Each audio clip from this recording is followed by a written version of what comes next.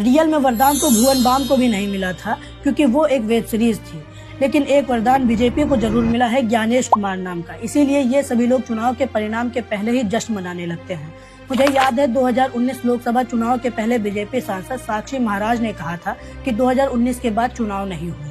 मुझे लगता है चुनाव की कोई जरूरत भी नहीं है। जब तक इलेक्शन कमीशन इनके साथ है तब तक तो कोई भी जरूरत नहीं है। आराम से देश को डिक्टेटरशिप की तरफ ढकेले लिए जाओ। लेकिन एक बात याद रखना कि परिणाम हमने हिटलर का भी देख रखा है और गद्दाफी का भी। अब की बार जो बिहार के चुनाव के परिणाम आए हैं वो चौंकाने वाले ही नहीं, संदिग्ध भी हैं। जिन कस्बों या गांव से बीजेपी को गोबर मारकर भगाया गया था, उन क्षेत्रों से भी बीजेपी जीत गई है। बिहार के चुनाव के परिणाम के पहले जेडीयू के एक्स हैंडल पर एक पोस्ट आती है जिसमें लिखा था, Nitish Kumar was is and will remain the chief minister of Bihar. जिसका मतलब है कि नीतीश कुमार थे, हैं और रहेंगे बिहार के मुख्यमंत्री।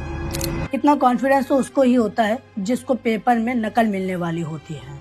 इससे बड़ी तो बात यह है कि इसके कुछ मिनट बाद ही उस पोस्ट को डिलीट कर दिया जाता है, लेकिन तब तक ये पोस्ट वायरल हो चुकी थी। ये साफ साफ इशारा करता है कि धांधली तो हुई है, जिसका परिणाम कुछ इस प्रकार है। नंबर ऐसे दिए गए थे जैसे किसी ने बांटे हैं।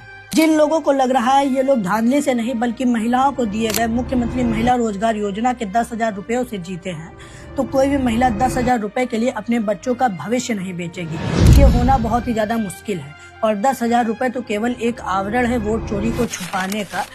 इसे शायद SIR के साथ प्लान बी भी कहा जा सकता है। लेकिन एक बात हजम करना बहुत ही ज्यादा मुश्किल है, और वो है कि अररिया, किशनगंज और सीमांचल ये कुछ ऐसी जगहें हैं जहां पर मेजोरिटी ऑफ पीपल्स पैसा लेने के बाद भी बीजेपी और नीतीश कुमार को देखना नहीं पसंद करती हैं, और वहीं से भारी मतों से लोग जीत रहे हैं। और प्रशांत किशोर जैसे लोग जो कि शिक्षा, रोजगार और पलायन को रोकने के लिए काम करने वाले थे, उनकी एक भी सीटें नहीं आ रही हैं। जो आगे चल के बिहारियों को अदर स्टेट से गाली खिलाने से बचाने वाले थे, बिहारी लोग उन्हें खुद गाली दे रहे हैं। अभी जो मैं बोल रहा हूँ उसमें कड़वाहट है, लेकिन उसमें सच्चाई भी है। बिहारी गाली प्रशांत किशोर को नहीं दे रहे हैं, बल्कि बिहारी खुद एक गाली बन चुकी है। दिल्ली, मुंबई, हरियाणा, पंजाब जैसे क्षेत्रों में बिहारियों को हमेशा दुत्कारते रहते हैं, बिहारी कहकर गाली दी जाती है। बिहार का पहले चाहे जैसा इतिहास रहा हो, लेकिन अभी जैसी बिहारियों ने अपनी छवि बना रखी है, उस हिसाब से बिहारियों का मतलब केवल इतना ही है कि अनपढ़ गंवार लेबर, जिन्हें अपना ढंग का नेता चुनना तक नहीं आता।